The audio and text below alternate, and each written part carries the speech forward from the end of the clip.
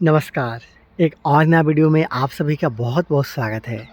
दोस्तों सभी चाहते हैं कि उनका खुद का घर हो, भले ही वो छोटा हो लेकिन खुद का हो, क्योंकि अपना घर में रहने का मज़ा ही कुछ और है। दोस्तों आज की इस वीडियो में मैं आप लोग को एक बनता हुआ घर के लिए जो अब तक का पूरा काम किया गया है, इसके बारे में आप लोग को बताना चाहता हूँ, दिखाना चाहता हूँ। साथ में इस घर को अंदर से भी दिखाऊँगा कि कैसे इसे बनाया गया है और साथ में ये भी बताऊँगा कि इस घर को बनाने में टोटल अब तक कितना रुपए का खर्च आया है। बहुत सारे लोग अपने घर बनाने का प्लानिंग कर रहे होते हैं और इस बात को लेकर संकोचित रहते हैं कि उनको अपना घर बनाने में टोटल कितना रुपए का खर्चा है वो आने वाला है। तो अगर आप इस वीडियो को पूरा देखते हो, बहुत कुछ आप सीख सकते हो और अपने बनने वाले घर के लिए ये अंदाज़ा भी लगा पाओगे आप कि आपको अपने घर बनाने में कितना रुपए का खर्चा आने वाला है। आइए पार्ट वाइज देखते हैं कि आखिर इस घर को किस तरीक़ा से बनाया जा रहा है। सबसे पहले बात कर लेंगे इस बनते हुए घर का साइज़ का। तो इस घर को 25 फीट बाई 30 फीट में बनाया जा रहा है, मतलब 750 स्क्वायर फीट में बनाया जा रहा है। ये है इस घर का बैक व्यू, ये है साइड व्यू। उधर फ्रंट व्यू में आपको अभी चलकर दिखाऊंगा कि कैसे काम किया गया है, लेकिन मैं आपको इस कॉर्नर को दिखाना चाहता था, पीछे वाला कॉर्नर को, क्योंकि यहाँ पर डीपीसी वगैरह जो भी काम किया गया है सारा का डिटेलिंग में दूँ। फिर इस घर के अंदर लेकर चलूँगा, वॉक थ्रू दिखाऊंगा कि अंदर में किस तरीके से, कहाँ पे किचन है, कहाँ पे बेडरूम है, कहाँ पे सीढ़ी, सारा जानकारी आप लोग को दूंगा स्टेप वाइज। सबसे पहले बात कर लेंगे नीचे से कि आखिर इस घर के लिए कॉलम किस साइज़ का लगाया जा रहा है, किस साइज़ का कॉलम के लिए फुटिंग लगाया गया है। उसके बाद ऊपर की तरफ हम लोग धीरे धीरे आगे बढ़ेंगे। तो इस घर के लिए जो कॉलम लगाया गया है 10 इंची बाई 10 इंची का कॉलम है, ये आप देख सकते हो। और इसके लिए जो फुटिंग लगाया गया था 3.5 फीट बाई 3.5 फीट का फुटिंग का काम किया गया, ढलाई किया गया। उसके लिए 4 फीट बाई 4 फीट का गड्ढा खोदा गया और इस तरीक़ा से कॉलम का जो काम है वो किया जा रहा है। हालांकि यहाँ पे कुछ गलत काम भी किया गया है। कभी भी आप घर बनाइएगा तो इस तरीक़ा का जो कॉलम या फिर बीम हैनिकॉम आता है, ये देख सकते हो, इस तरीक़े से बिल्कुल रुखरा वो नहीं होना चाहिए। ऐसे में आपका पूरा मटेरियल भी लग जाता है और आपको जो स्ट्रेंथ चाहिए, जो मजबूती चाहिए वो नहीं मिलता है। तो इस तरीक़ा से आपको कास्टिंग के समय ध्यान देना चाहिए। अच्छे तरीक़े से वाइब्रेटर और जो मिक्सर होता है, जो मिक्सर मशीन से आपको मसाला बनाते हुए अच्छा तरीक़ा से इसका रेशियो में 1:1.5 और 3 का रेशियो में आपको बनाते हुए जो कास्टिंग है उसको काम करना चाहिए। तो इस तरीक़ा से कॉलम है। कॉलम का साइज़ 10 इंच बाई 10 इंच का है, ईज़िली आप देख सकते हो। और 4 सरिया का प्रयोग किया गया है 12 mm का। टोटल इस घर में 12 कॉलम का इस्तेमाल किया गया है। अंदर चल के अभी आपको मैं दिखाऊंगा, आप यहाँ से देख लीजिए। 1 2 3 4 5 6 7 8 9 10 11 12, इसका टॉप भी दिखाऊंगा। और इसके साथ देखिए जो इस घर का फर्श का लेवल रखा गया है, ये देख सकते हो। ये जो डीपीसी लेवल है वो इस घर के लिए फर्श का है, वो लेवल रखा गया है। ये देखिए, ये डीपीसी का काम किया गया है, ये आप इजीली यहाँ पे देख सकते हो। 2.5 इंची मोटा ये ढलाई के साथ यहाँ पर डीपीसी का काम है वो किया गया। इसमें किसी भी प्रकार का आपको सरिया का यूज़ नहीं किया गया, सिर्फ कास्टिंग के साथ में इसका काम है वो किया गया है। सिर्फ कंक्रीट से इसका कास्ट किया गया है। साथ में जो प्लिंथ बीम है, ये देख सकते हो, ये सपोर्टिंग बीम एक्चुअली इसका नाम होगा, क्योंकि इसी बीम को अगर ग्राउंड बीम में, ग्राउंड के लेवल पे लगाया जाता तो ग्राउंड बीम कहलाता। बीच में लगाया गया इसलिए यहाँ पे सपोर्टिंग बीम है। और डीपीसी वाला लेवल जहाँ पे घर का फर्श होगा इस लेवल पे लगाया जाता तो ये प्लिंथ बीम कहलाता। तो इस तरीक़ा से इसका काम किया गया है। साइज़ मैंने बताया 9 इंच बाई 9 इंच का, प्लास्टर के बाद 10 इंच बाई 10 इंच के आसपास का कॉलम और बीम का साइज़ हो जाएगा। इसमें भी 4 सिरे का प्रयोग किया गया है 12 mm का। घर का सारा जो विंडो है देखिएगा, बॉक्सनुमा डिज़ाइन का यहाँ पे विंडो लगाया गया, चाहे वो घर का बैक हो, साइड हो या फिर फ्रंट एलिवेशन हो। पूरा जो विंडो है सेम डिज़ाइन के साथ में ही यहाँ पे लगाया जा रहा है, आप इजीली यहाँ पे देख सकते हो। चलिए अब चलते हैं इस घर के फ्रंट की तरफ और देखते हैं कि इस घर का जो फ्रंट है आखिर वहाँ पे किस तरीक़ा से काम है वो किया गया है। ये देख सकते हो, ये साइड व्यू है कुछ इस तरीक़ा से। कॉर्नर की तरफ एक विंडो आपको यहाँ पे मिल गया था। तो देखिए ये वाला कॉर्नर भी आप देख लीजिए, ये है इस घर के लिए साइड व्यू। इधर है ये फ्रंट व्यू, इस कॉर्नर पे आपको मिल गया है इस घर के लिए सीढ़ी। लैंडिंग लगभग 3 फीट के आसपास में बाहर निकाला हुआ है। इसके बाद में यहाँ पे सीढ़ी रूम बनाया जाएगा और ये सीढ़ी रूम है। और आजकल ज़्यादातर घर में आपने देखा होगा कि एग्जिट डोर भी बनाया जा रहा है। एक एक्स्ट्रा छोटा सा दरवाज़ा रहता है, जहाँ पे जो आपातकालीन स्थिति होता है उसमें निकलने का काम आता है। इमरजेंसी डोर आप इसे बोल सकते हो। यहाँ पे सीढ़ी के नीचे से एक छोटा सा डोर यहाँ पे लगाया गया है। ये इस घर के लिए मेन डोर है, लगभग 3.5 फीट बाई 4 फीट के आसपास का साइज़ का। मेरा एक सजेशन है कि कभी भी आप घर बनाए जो मेन डोर आप लगाते हो, कम से कम 4 फीट बाई 7 फीट की लगाइए। चौड़ाई कम से कम 4 फीट, क्योंकि कोई बड़ा सामान अगर ले जाना हुआ तो आपको भविष्य में दिक्कत हो सकता है। इसलिए आप कम से कम 4 फीट चौड़ा गेट लगवाइएगा अपने घर में। इस तरीक़े से इसका फ्रंट भी है। इधर सीढ़ी है, इधर एक विंडो है जो कि इस घर के लिए हॉल और डाइनिंग एरिया के लिए यूज़ होने वाला है। चलते हैं अंदर और देखते हैं कि अंदर में किस तरीक़े से काम किया गया है। ये लेबल वगैरह आप देख ही रहे हो। ये डीपीसी का काम करते हुए इस घर का जो फर्श है उसका काम किया गया है। घर में घुसने के साथ ही आप देख रहे हो एक इस तरह का आपको मिल जाता है हॉल, ये देख सकते हो। और हॉल के साथ साथ ये डाइनिंग एरिया भी है। डाइनिंग एरिया के रूप में भी इसे इस्तेमाल किया जाने वाला है। और इस घर के लिए उस कॉर्नर पे आपको पहला रूम मिलता है। यहाँ पे आपको मिल जाता है इस घर के लिए किचन। उसके बाद ये आपको मिल जाता है इस घर के लिए दूसरा रूम। चलिए मैं आपको दूसरा रूम, पहला रूम और किचन दिखाता हूँ। बाद में मैं आपको इधर का कंस्ट्रक्शन दिखाऊंगा और कितने रुपए का खर्चा आया है इसके बारे में भी आप लोग को जानकारी देने वाला हूँ। तो देखिए ये है इस घर के लिए दूसरा रूम। कुछ इस तरीक़ा से इसका काम है वो किया जा रहा है। आप इजीली यहाँ पे देख सकते हो। और एक विंडो भी यहाँ पे 4 फीट बाई 4 फीट का लगाया गया है। 7 फीट का हाइट पे इस घर के लिए जो लिंटल बीम है उसका काम किया गया है। तो देखिए ये दूसरा रूम था। ये है इस घर के लिए कॉर्नर पे पहला रूम।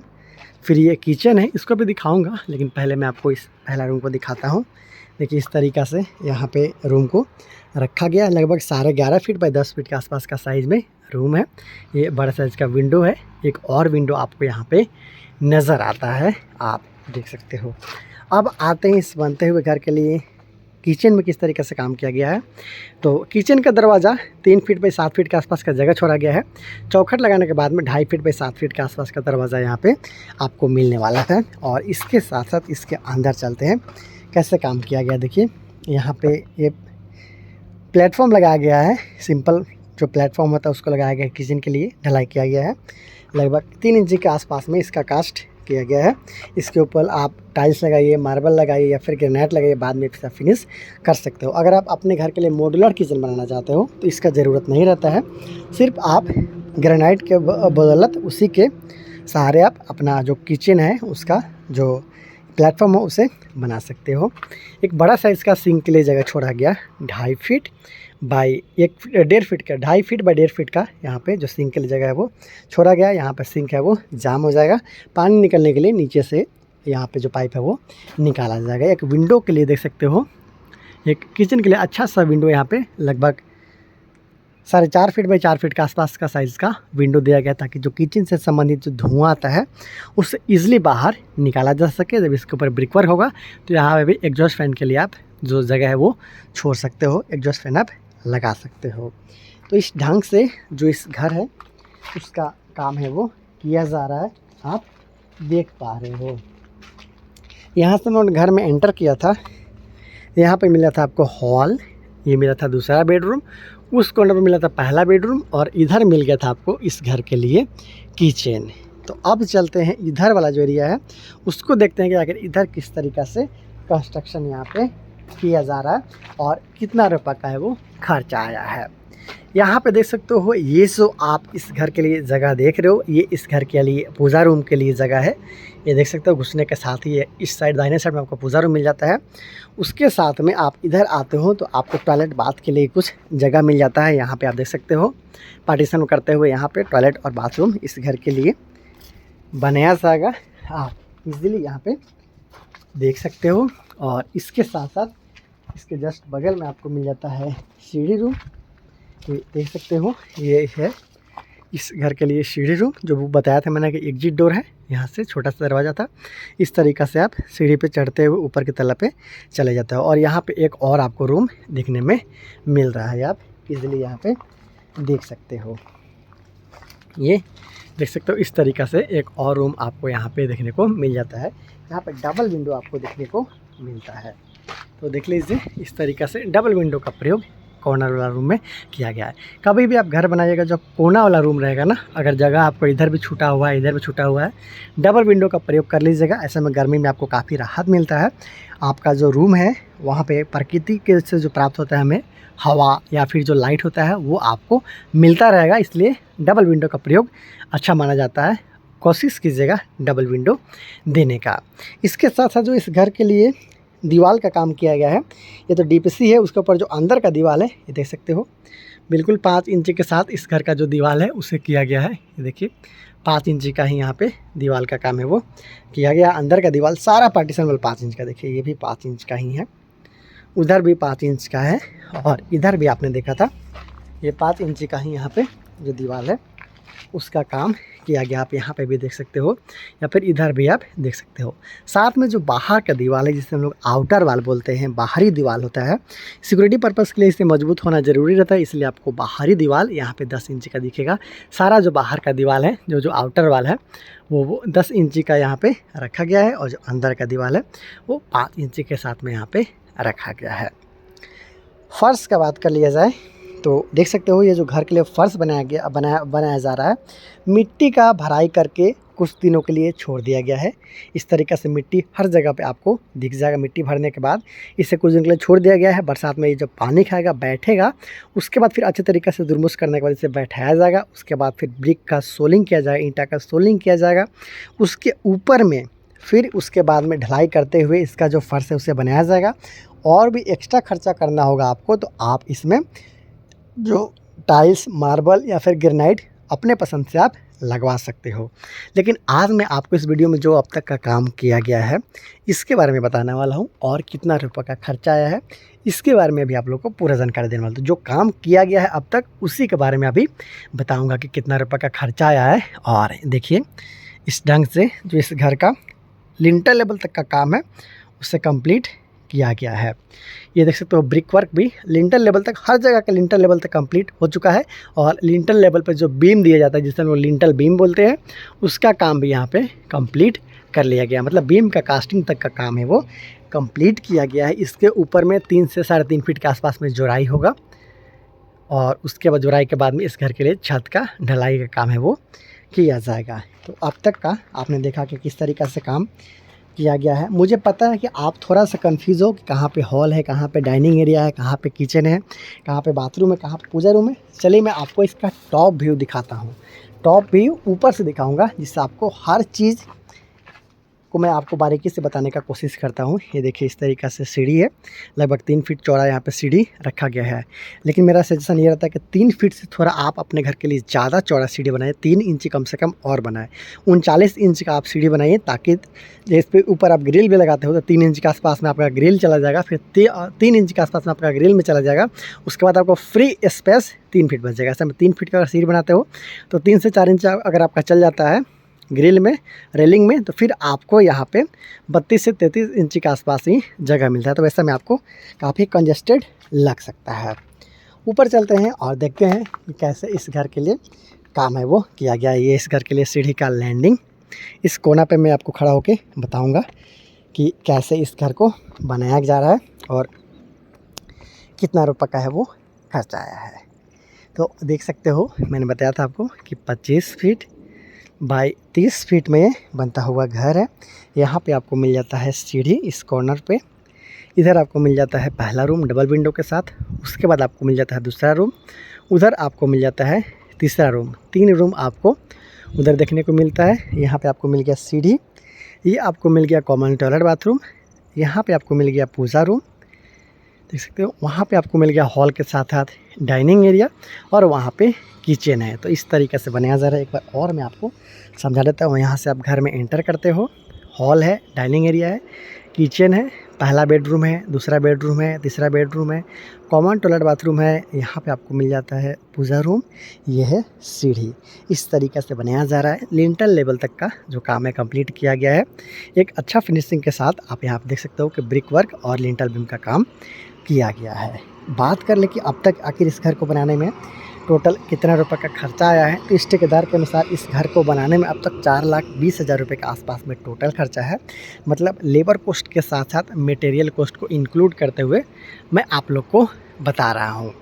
तो लेबर कॉस्ट को इंक्लूड करते हुए मैं आपको टोटल खर्चा बता रहा हूँ। अगर आप रेट अपने लिए एनालिसिस करना चाहते हो तो मैं आपके लिए कुछ और हिंट देना चाहता हूँ।